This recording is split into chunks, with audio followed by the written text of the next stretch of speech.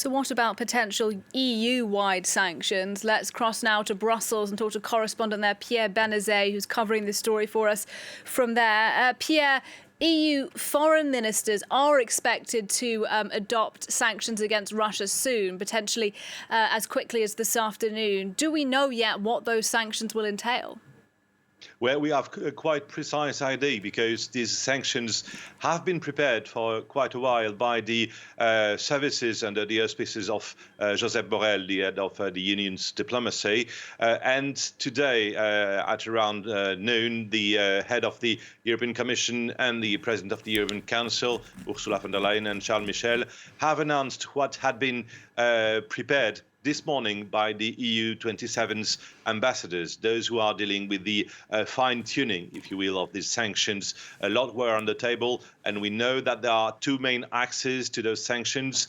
On the one hand, personal sanctions. We do not know as yet who is going to be targeted by those personal sanctions.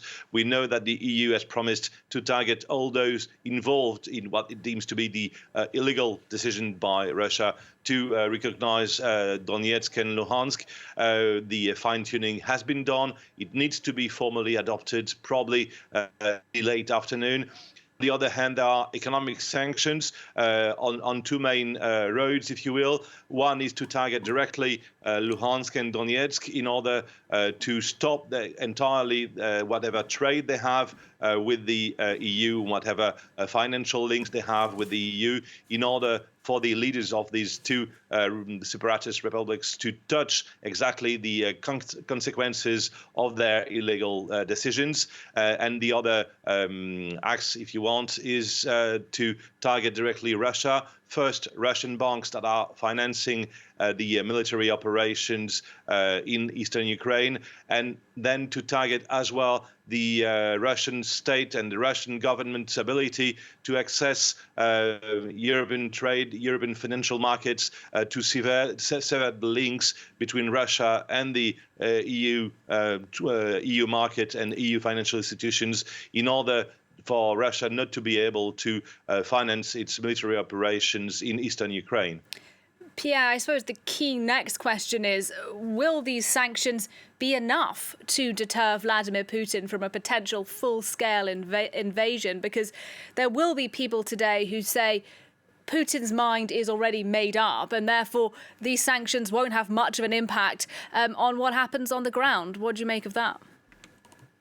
Well, on the one hand, you have the fact that the European states were quite wary in order not to impose sanctions that would cost them too much, and they have had quite a while to decide how to balance those sanctions in order for some member states not to pay more than others, not to be impacted more than others. That was one factor in the decision. The other factor is that Russia already lives under European sanctions ever since the annexation of Crimea in 2014. So it seems that Russia has built resilience, economic resilience, in order not to be too much impacted by whatever European decisions would be taken.